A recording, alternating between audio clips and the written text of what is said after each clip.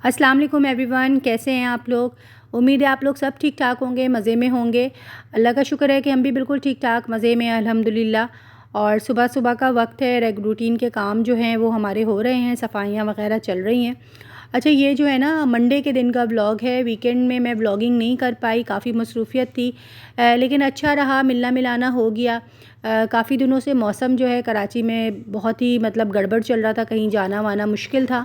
लेकिन इस दफ़ा मतलब संडे के दिन मौसम भी ठीक था, मिलना भी था, तो अच्छा रहा, चले गए। काफ़ी अच्छा टाइम जो है ना स्पेंड किया, अच्छा लगा फैमिली के साथ। ये जो है ना, ये मैं एक चीज़ आप लोगों से शेयर करना चाह रही थी। एक एलसी जो हम इस्तेमाल करते हैं, इसमें एक नया फ्लेवर आया है कोला का। तो नॉर्मली तो मैं इसका ऑरेंज वाला ही यूज़ करती हूँ, लेकिन ये मैंने ट्राई के लिए लिया था। और ये जो है ना, ये ठंडे पानी में अगर आप पिए तो ये वाकई बिल्कुल ऐसा लग रहा था कि ये कोला है। तो ये मुझे काफ़ी एक डिफरेंट सा लगा था, तो मैंने सोचा मैं व्लॉग में शेयर करूँगी। और इसके अलावा ये मेरा बेटा लेकर आया था, ये नॉर वालों ने शायद मतलब नहीं, कोरियन नूडल्स का शायद रेप्लिकेट किया है। स्पाइसी लिखते तो हैं कि एक्सट्रीम स्पाइसी और ये वो। एनीवेज़ कोरियन नूडल्स वैसे भी मुझे तो पसंद नहीं आते, क्योंकि इतने मोटे मोटे उनकी नूडल्स होते हैं कि खाने में वो बिल्कुल अच्छा नहीं लगता। खैर ये जो है ना, बस समझे एक हाइप तो इसकी क्रिएट हुई भी है, लेकिन इसका टेस्ट जो है, इनका जो पुराना वाला टेस्ट है, वो जो रेड रैपर में आता है, आई डोंट नो क्या नाम है उसका, स्पाइसी नूडल्स कहते हैं उसको, हॉट एंड स्पाइसी या क्या है उसका फ्लेवर है, तो वो इससे ज़्यादा बेहतर है। लेकिन खैर आजकल जो है ना, अब ज़ाहिर है मार्केटिंग जिस चीज़ की होती है तो फिर एक हाइप क्रिएट हो जाती है। यहाँ पे मेरी रात के खाने की भी तैयारी साथ साथ चल रही थी, और मैंने कीमा आलू और दाल चावल बनाए थे, क्योंकि आज मुझे ना अपना कॉफ़ी स्टेशन की भी ऑर्गेनाइजेशन करनी थी, कुछ चीज़ें रिफ़िल करनी थी, क्लीनिंग करनी थी। तो इसकी वजह से मैं सारी चीज़ें जिस तरीके से तरतीब से चल रही थी तो सही हो रहा था। यहाँ पे इस वक्त ना मेरा एक पार्सल आ गया। अच्छा, मुझे उम्मीद नहीं थी कि ये इतनी जल्दी आ जाएगा। मैंने आप लोगों से शेयर किया था ना कि हम 14 अगस्त को गए थे शॉपिंग के लिए, कि काफ़ी ब्रांड्स पे सेल वगैरह आई हुई है, तो चलो उसमें से ले लें। लेकिन इतना शोर और इतना रश था कि हम तो समझे बस वहाँ से हमने निकलने में ही आफियत समझी। तो घर आके मैंने फिर इसको ऑनलाइन ऑर्डर कर दिया था। तो मुझे लग रहा था कि ये जो है ना, अमूमन जैसे सेल लगती है तो ब्रांड में वो कहते हैं कि आफ्टर सेल जो है हम डिलीवर करेंगे, लेकिन ये इन्होंने काफ़ी जल्दी 3 दिन के अंदर ही डिलीवर कर दिया था। और इसके अंदर जो स्लिप दी थी ना, वो बिल्कुल ऐसे कि जैसे लग रहा है किसी ने गुस्से में डाल दी, बिल्कुल कचूमर करके। एनीवेज़ यहाँ पे मुझे बहुत अच्छे लगे इसके ड्रेसेस, मतलब ड्रेसेस अच्छे इस वजह से भी लगे कि प्राइसेस इन्होंने काफ़ी डिस्काउंट पे किए हुए थी। तो ये कुर्ती वगैरह थी, मुझे भेजनी थी कहीं, तो उसके लिए मैंने ये ली थी।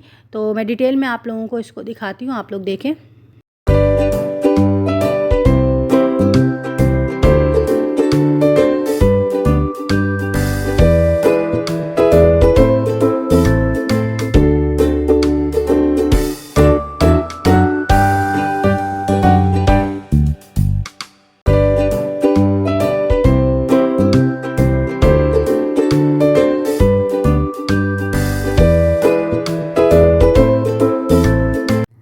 अच्छा, मेरी ना वीडियो में किसी ने कमेंट किया था कि आप लोग ना एप्पल बहुत ज़्यादा लाते हैं और बहुत ज़्यादा एप्पल खाते हैं।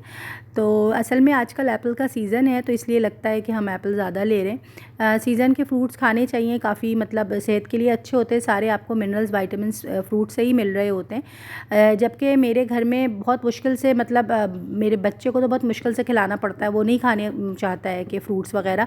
जैसे आजकल हर घर में बच्चों की मतलब आदत बन चुकी है ना, जंक ज़्यादा पसंद करते हैं, और जितनी भी हेल्दी चीज़ें होती हैं वो उनको पसंद नहीं होती। तो खैर सीज़न के फ्रूट्स मंगवाते हैं। अभी एप्पल्स बहुत अच्छे आए हुए हैं, तो इसलिए हम एप्पल यूज़ कर रहे हैं। एनीवेज़ यहाँ पे मुझे अपना कॉफ़ी स्टेशन की डीप क्लीनिंग करनी थी, कुछ सामान भी रिफ़िल करना था जो इसमें ख़त्म हो गया था, और थोड़ी बहुत ऑर्गेनाइज़ करनी थी चीज़ें। ये काम जो है ना मेरा ऑलमोस्ट 1 वीक से पेंडिंग पे था। मैं चाह रही थी कि आज करना है, कल करना है, बस यही हो रहा था।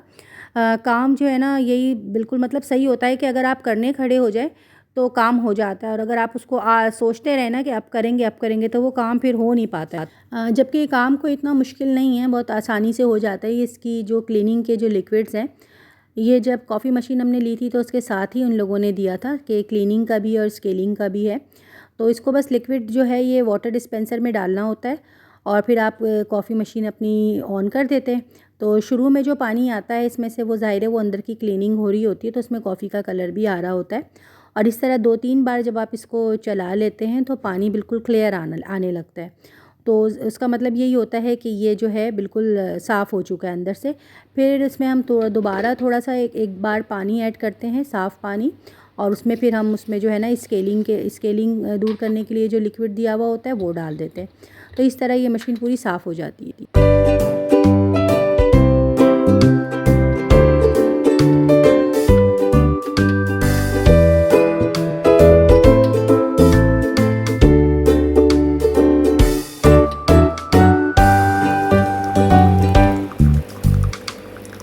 इसका पानी बिल्कुल क्लियर हो गया और ये बिल्कुल साफ़ हो गया। तो इसके बाद मुझे बाकी चीज़ें जो हैं सारी क्लीन करनी थी। अच्छा, ये कॉफ़ी जो मतलब यहाँ पे स्टेशन बनाने का आइडिया था ना, ये जब हमारा घर बन रहा था तो उस वक़्त मुझे मतलब हमारे यहाँ सब बहुत शौकीन है टी, कॉफ़ी, इस तरह ग्रीन टी, इस किस्म के जो हॉट ड्रिंक्स होते हैं। तो मुझे बड़ा शौक़ था कि घर पे एक इस तरीके से होना चाहिए जहाँ पे इससे रिलेटेड जो है ना हमारी टी, कॉफ़ी से रिलेटेड सारी चीज़ें वहीं पे रहें और वहीं से ही हम बनाएँ।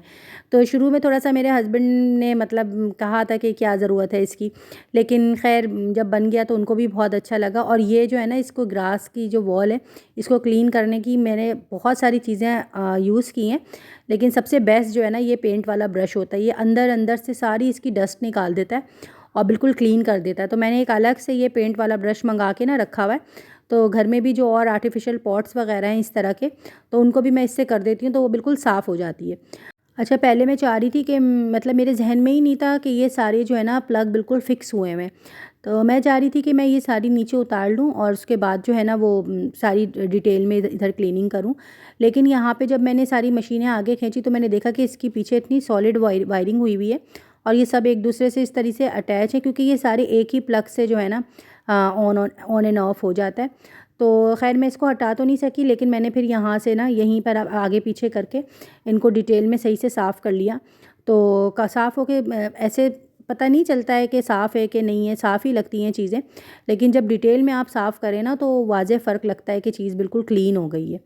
तो ख़ैर यहाँ पे सारी चीज़ें जो है ना, ये देखें जो वायरिंग मैं आपको कह रही थी ना, कितनी सारी इधर हुई हुई और बिल्कुल टेप हुआ हुआ है बिल्कुल, कि आप उसको खोल ही नहीं सकते। लेकिन ख़ैर इतनी मुझे मुश्किल नहीं हुई, मैंने इसको क्लीन कर लिया। और ये इसके ऊपर भी फिर थोड़ा सा स्टेन था तो इसको मैंने हटा दिया कि इसको भी क्लीन करना है। डिस्पेंसर वगैरह सारी चीज़ें मैंने लगा दी थी। अब इसके बाद फिर ये जो मेरा कप का जो स्टैंड है इसको मुझे क्लीन करना था। कप मैंने पहले ही वॉश, 1-2 दिन पहले ही सारे वॉश हो गए थे, लेकिन स्टैंड जो है ना वो थोड़ा-सा मुझे लग रहा था कि इसको डिटेल में साफ़ करने की ज़रूरत है। तो उसको भी मैंने हटा के उसको भी मैंने क्लीन कर लिया कि एक बार जब कर रहे हैं तो फिर सारा ही काम हो जाए।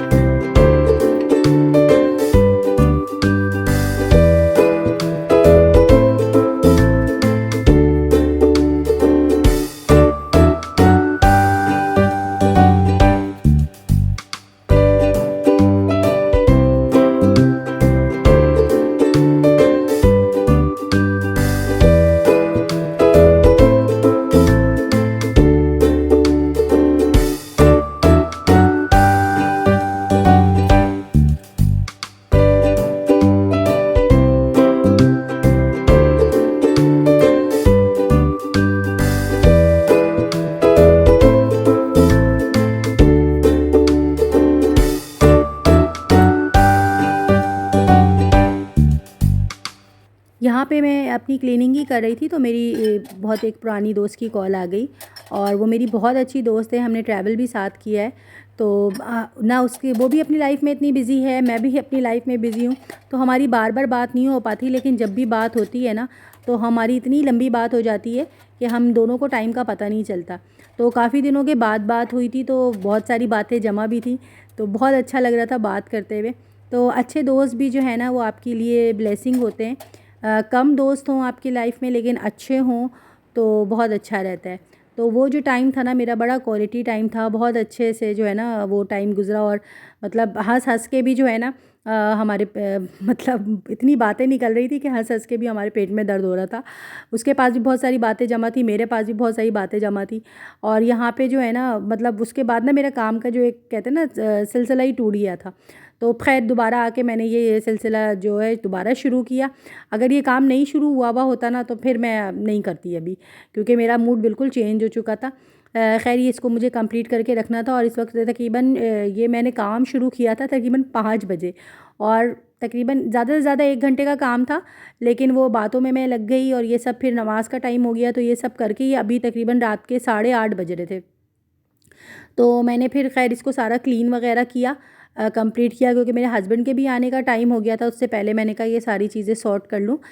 तो ख़ैर ये सारी चीज़ें हो गई अल्हम्दुलिल्लाह, और होने के बाद बहुत ही अच्छा लगा मुझे।